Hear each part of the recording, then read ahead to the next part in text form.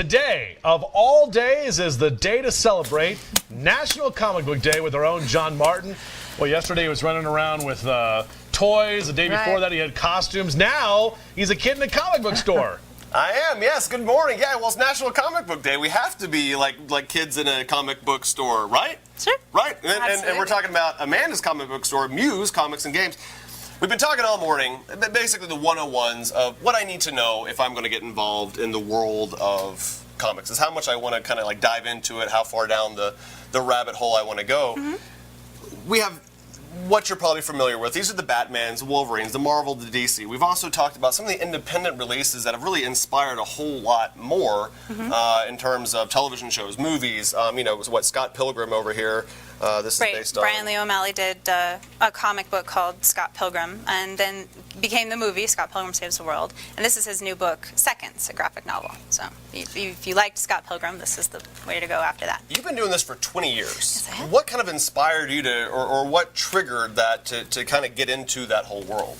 Well, I've been working in comics. I started working in comics when I was in high school, and the first thing that I read that really connected with me was different comics from the Vertigo series. Okay. And this is a publishing series. It's a publishing house under DC Comics. Okay. But it was like their comics for older readers, and The Sandman is one of the most famous examples of that.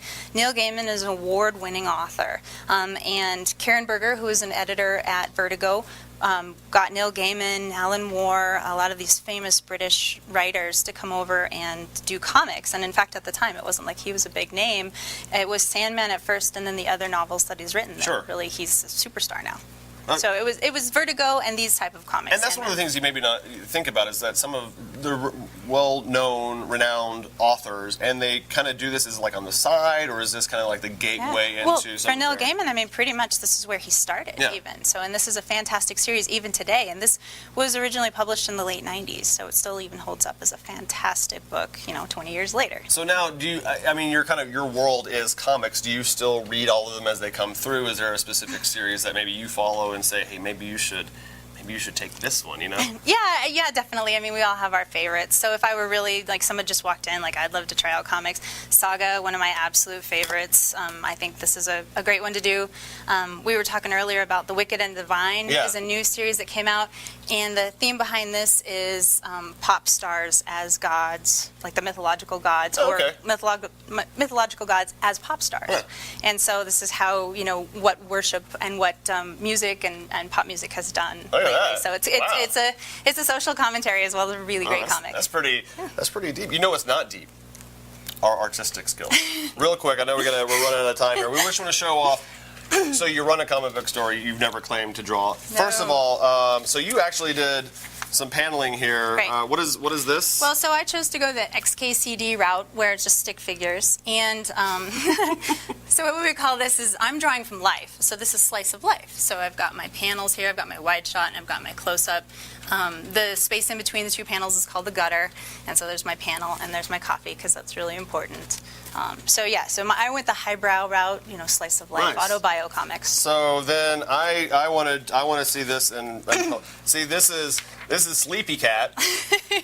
Sleepy Cat he's just like one hanging their poster away from it's a Monday, but then by night, actually no, because I made the sun. He's also Super Cat, which I'm not good at cats flying. And then of course, last but not least, this is Byram's superpower. What is it? Byram, what's your superpower? Being wildly mediocre. Being wildly mediocre. So that's what we're. I gotta tell you, boys, those are pretty good. Better than we thought. Right? Better than the comic book store owner. No, well, don't tell her that. She's really good at running the business, but maybe she needs to take some of those free classes that they offer down there at Muse. But no, I like your cat. Gunther, if you're out there, I'm really sorry. She's apologizing to the person teaching. Yeah, so this is Sleepy Cat, not as good. Super Cat. Super Cat. It's a bright moon. It's not a sun. I like it. Yeah, there you go. It's a full moon. All right. Thanks, Johnny. Yeah, who knew? Check him out. Muse Comics right there on Academy and Palmer Park, right by the Taco Bell.